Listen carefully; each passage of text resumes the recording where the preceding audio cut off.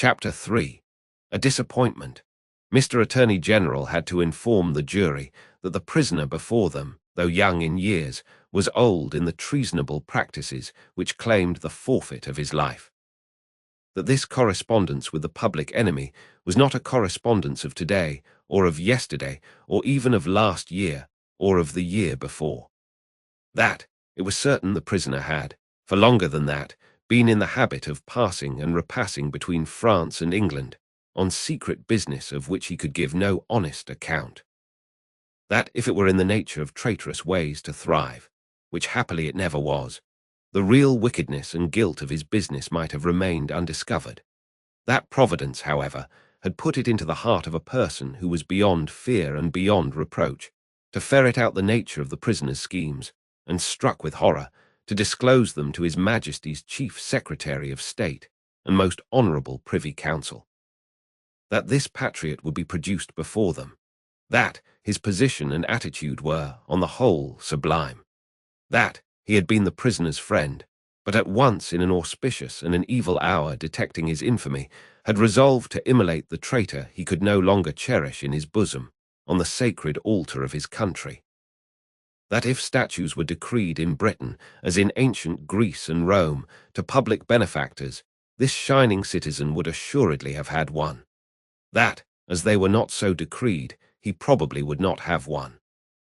That virtue, as had been observed by the poets, in many passages which he well knew the jury would have, word for word, at the tips of their tongues, whereat the jury's countenances displayed a guilty consciousness that they knew nothing about the passages, was in a manner contagious.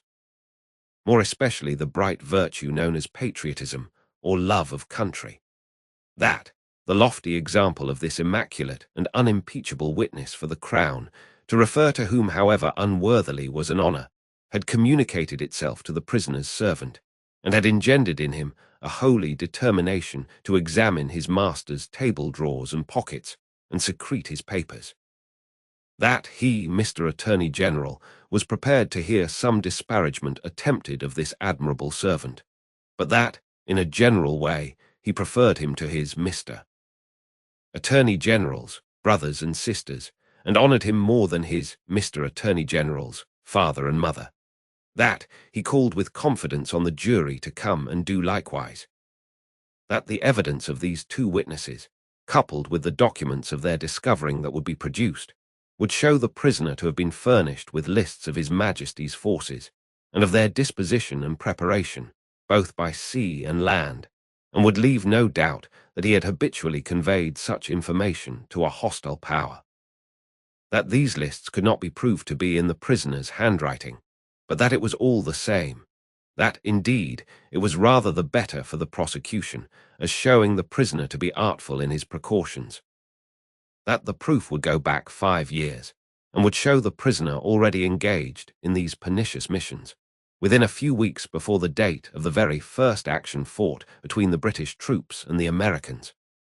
That for these reasons, the jury, being a loyal jury, as he knew they were, and being a responsible jury, as they knew they were, must positively find the prisoner guilty and make an end of him, whether they liked it or not. That they never could lay their heads upon their pillows, that they never could tolerate the idea of their wives laying their heads upon their pillows, that they never could endure the notion of their children laying their heads upon their pillows. In short, that there never more could be, for them or theirs, any laying of heads upon pillows at all, unless the prisoner's head was taken off.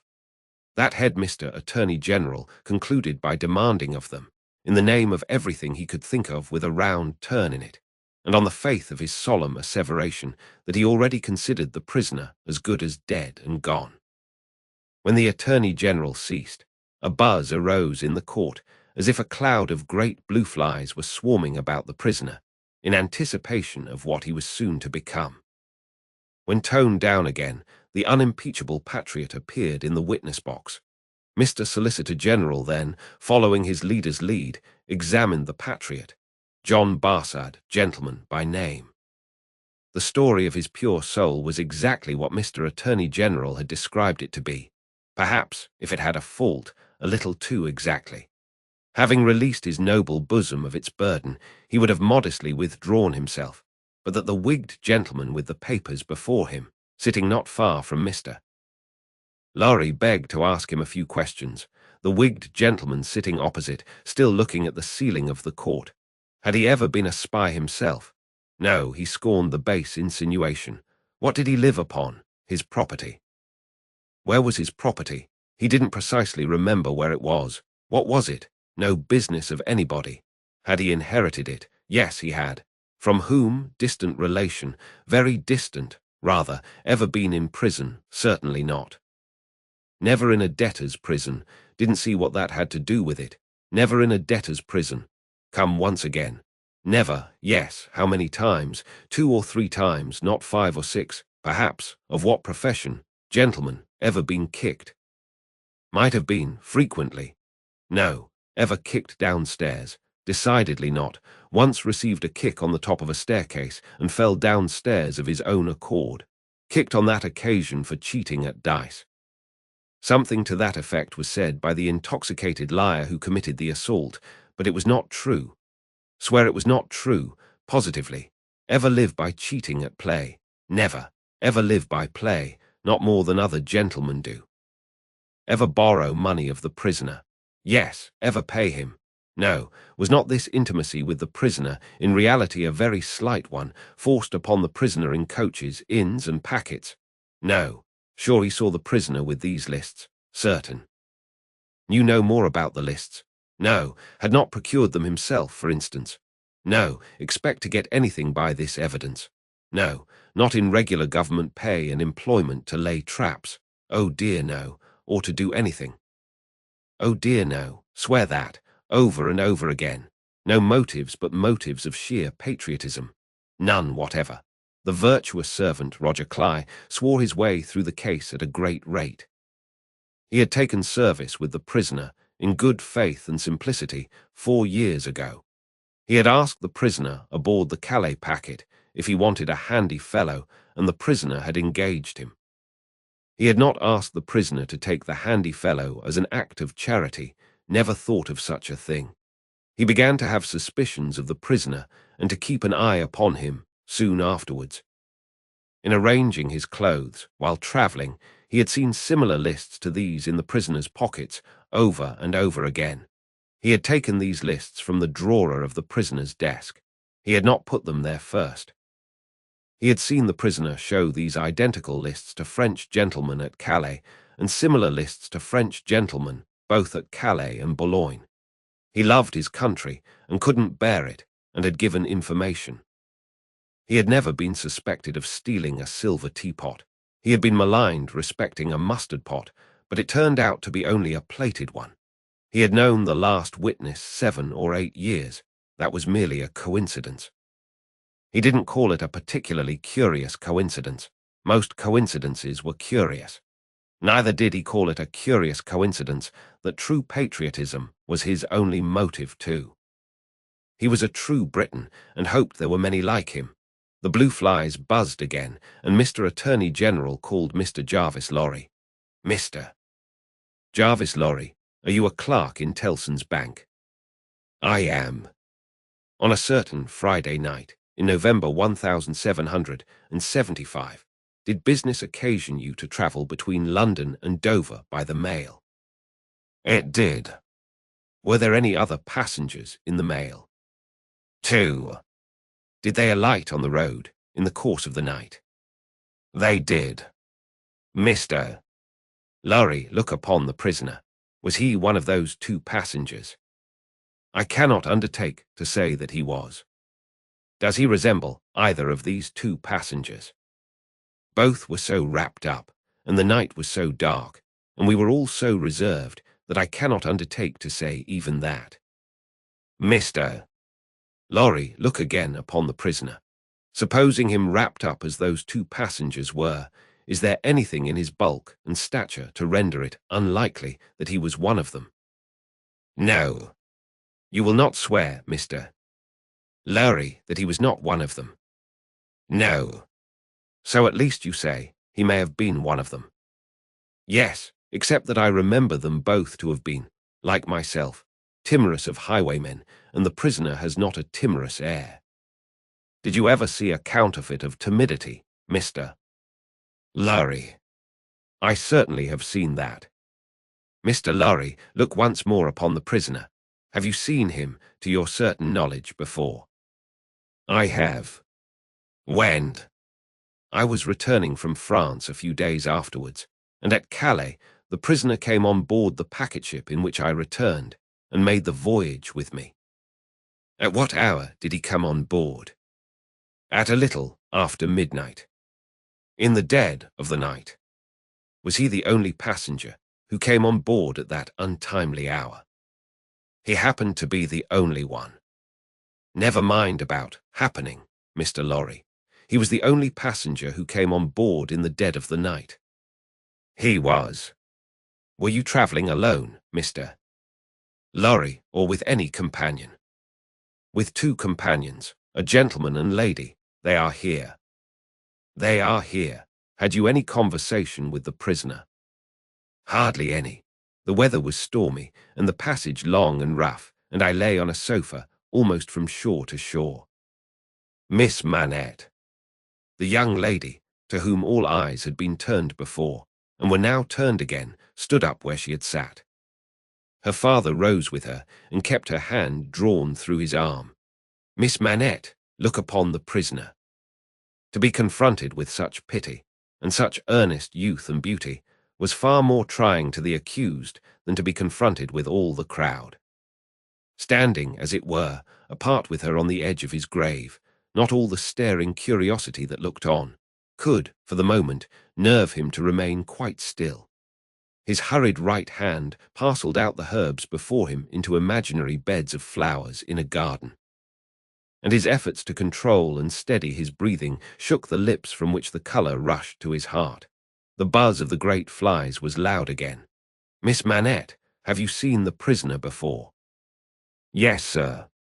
Where? On board of the packet ship just now referred to, sir, and on the same occasion. You are the young lady just now referred to. Oh, most unhappily I am. The plaintive tone of her compassion merged into the less musical voice of the judge, as he said something fiercely. Answer the questions put to you, and make no remark upon them. Miss Manette, had you any conversation with the prisoner on that passage across the channel? Yes, sir. Recall it. In the midst of a profound stillness, she faintly began. When the gentleman came on board. Do you mean the prisoner? Inquired the judge, knitting his brows. Yes, my lord. Then say the prisoner. When the prisoner came on board, he noticed that my father, turning her eyes lovingly to him as he stood beside her, was much fatigued and in a very weak state of health. My father was so reduced that I was afraid to take him out of the air, and I had made a bed for him on the deck near the cabin steps, and I sat on the deck at his side to take care of him. There were no other passengers that night, but we four. The prisoner was so good as to beg permission to advise me how I could shelter my father from the wind and weather better than I had done. I had not known how to do it well, not understanding how the wind would set when we were out of the harbour. He did it for me. He expressed great gentleness and kindness for my father's state, and I am sure he felt it. That was the manner of our beginning to speak together. Let me interrupt you for a moment. Had he come on board alone? No. How many were with him? 2 French gentlemen. Had they conferred together? They had conferred together until the last moment, when it was necessary for the French gentlemen to be landed in their boat. Had any papers been handed about among them, similar to these lists? Some papers had been handed about among them, but I don't know what papers. Like these in shape and size. Possibly, but indeed I don't know, although they stood whispering very near to me. Because they stood at the top of the cabin steps to have the light of the lamp that was hanging there. It was a dull lamp, and they spoke very low, and I did not hear what they said, and saw only that they looked at papers. Now to the prisoner's conversation, Miss Manette. The prisoner was as open in his confidence with me, which arose out of my helpless situation, as he was kind and good and useful to my father. I hope, bursting into tears, I may not repay him by doing him harm today. Buzzing from the blue flies. Miss Manette, if the prisoner does not perfectly understand that you give the evidence which it is your duty to give, which you must give, and which you cannot escape from giving, with great unwillingness, he is the only person present in that condition. Please to go on. He told me that he was travelling on business of a delicate and difficult nature, which might get people into trouble, and that he was therefore travelling under an assumed name. He said that this business had, within a few days, taken him to France, and might, at intervals, take him backwards and forwards between France and England for a long time to come. Did he say anything about America, Miss Manette? Be particular. He tried to explain to me how that quarrel had arisen, and he said that, so far as he could judge, it was a wrong and foolish one on England's part. He added, in a jesting way, that perhaps George Washington might gain almost as great a name in history as George III, but there was no harm in his way of saying this. It was said laughingly, and to beguile the time. Any strongly marked expression of face on the part of a chief actor in a scene of great interest to whom many eyes are directed will be unconsciously imitated by the spectators. Her forehead was painfully anxious and intent as she gave this evidence, and in the pauses when she stopped for the judge to write it down, watched its effect upon the counsel for and against. Among the lookers, on there was the same expression in all quarters of the court, insomuch that a great majority of the foreheads there might have been mirrors reflecting the witness, when the judge looked up from his notes to glare at that tremendous heresy about George Washington. Mr. Attorney General now signified to my lord that he deemed it necessary, as a matter of precaution and form, to call the young lady's father, Dr. Manette, who was called accordingly. Dr. Manette, look upon the prisoner. Have you ever seen him before? Once, when he called at my lodgings in London. Some 3 years, or 3 years and a half ago. Can you identify him as your fellow passenger on board the packet, or speak to his conversation with your daughter? Sir, I can do neither. Is there any particular and special reason for your being unable to do either? He answered in a low voice, there is. Has it been your misfortune to undergo a long imprisonment, without trial or even accusation? In your native country, Dr. Manette? He answered in a tone that went to every heart, a long imprisonment. Were you newly released on the occasion in question? They tell me so. Have you no remembrance of the occasion? None. My mind is a blank from some time, I cannot even say what time, when I employed myself, in my captivity, in making shoes, to the time when I found myself living in London with my dear daughter here. She had become familiar to me when a gracious God restored my faculties, but I am quite unable even to say how she had become familiar. I have no remembrance of the process. Mr. Attorney General sat down, and the father and daughter sat down together. A singular circumstance then arose in the case. The object in hand being to show that the prisoner went down, with some fellow plotter untracked, in the Dover mail on that Friday night in November 5 years ago, and got out of the mail in the night, as a blind, at a place where he did not remain, but from which he travelled back some dozen miles or more to a garrison and dockyard, and there collected information.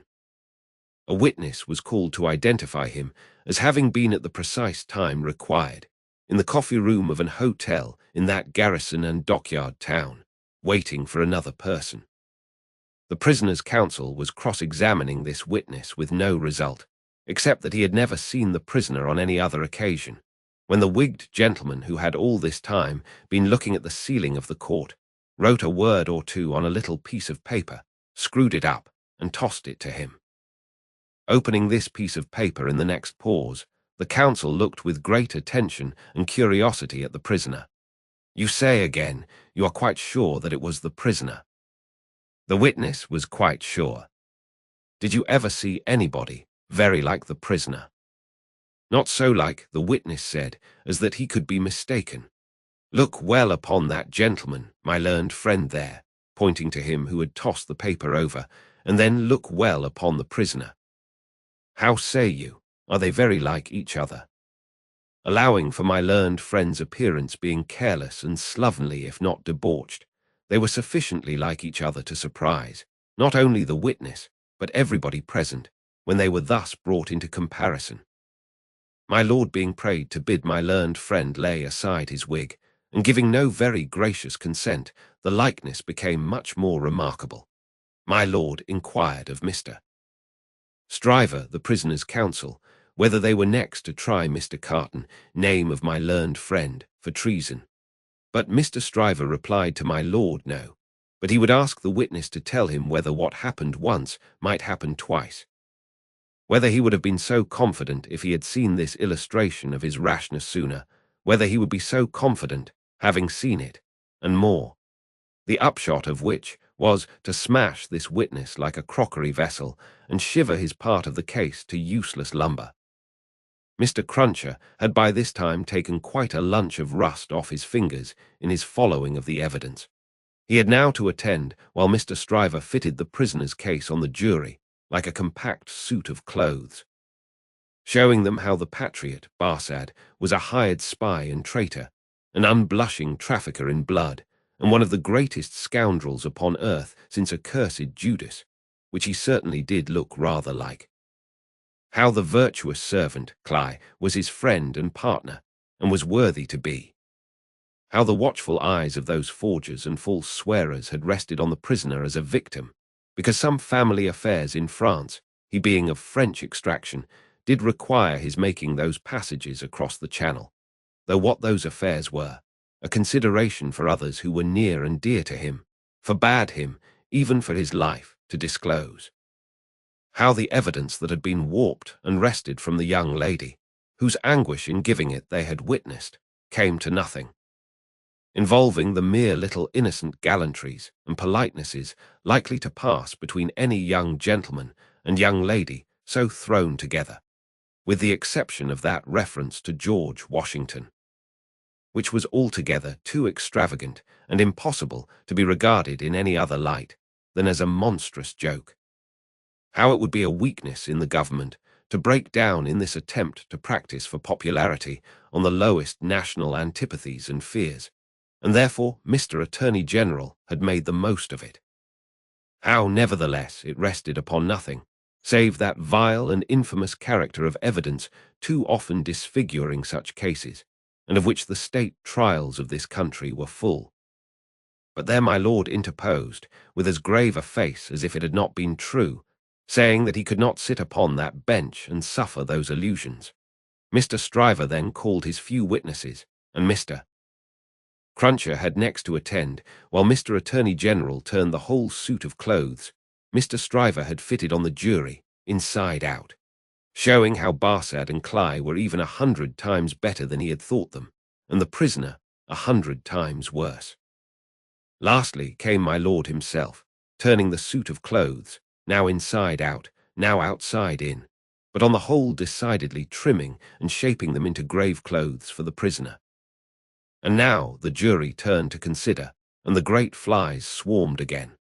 Mr. Carton, who had so long sat looking at the ceiling of the court, changed neither his place nor his attitude, even in this excitement, while his learned friend, Mr. Stryver, massing his papers before him, whispered with those who sat near, and from time to time glanced anxiously at the jury, while all the spectators moved more or less and grouped themselves anew, while even my lord himself arose from his seat and slowly paced up and down his platform, not unattended by a suspicion in the minds of the audience that his state was feverish.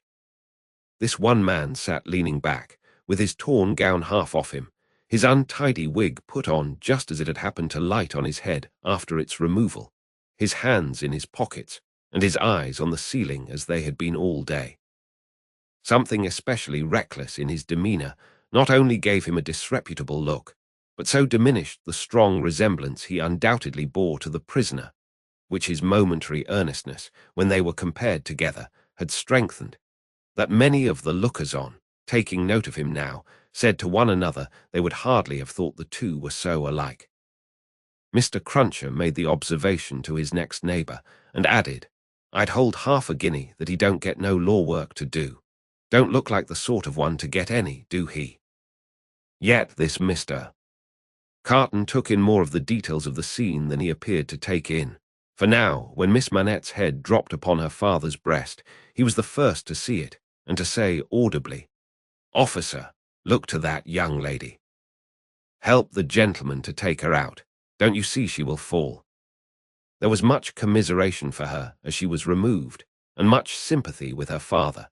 It had evidently been a great distress to him to have the days of his imprisonment recalled.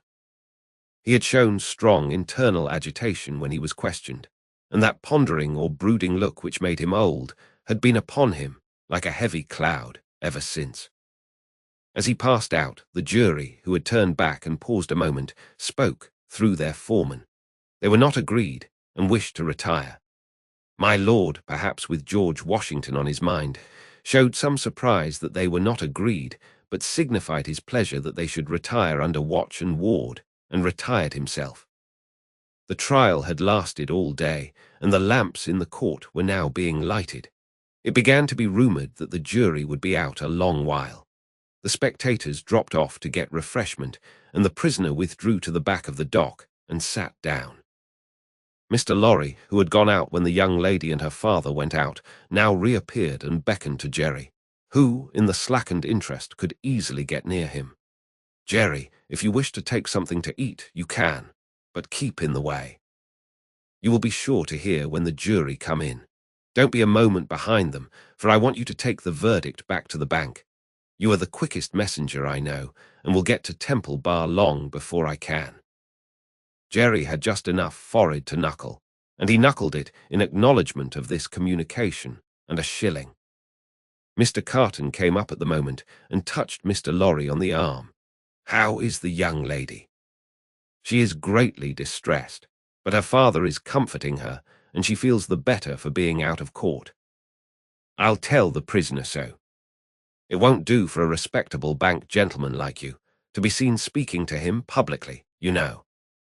Mr. Lorry reddened, as if he were conscious of having debated the point in his mind, and Mr. Carton made his way to the outside of the bar. The way out of court lay in that direction, and Jerry followed him, all eyes, ears, and spikes.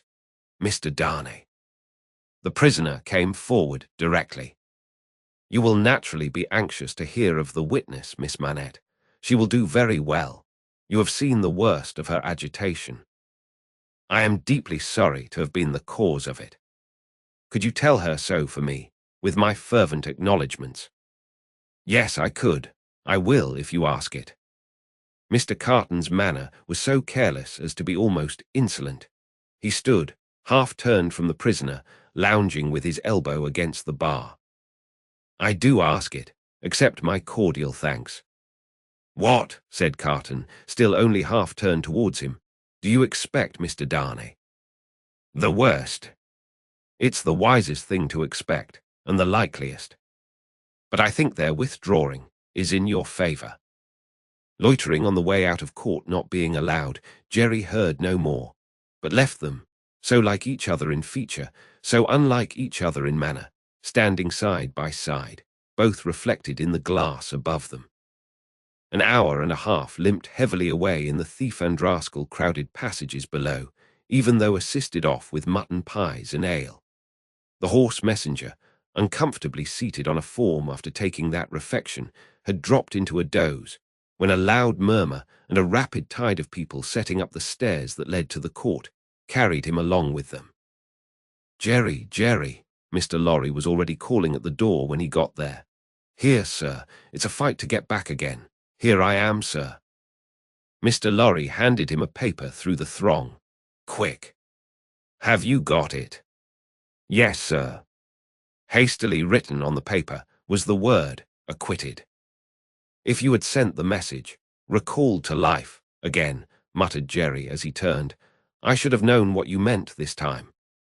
He had no opportunity of saying, or so much as thinking, anything else until he was clear of the Old Bailey. For the crowd came pouring out with a vehemence that nearly took him off his legs, and a loud buzz swept into the street as if the baffled blue flies were dispersing in search of other carrion.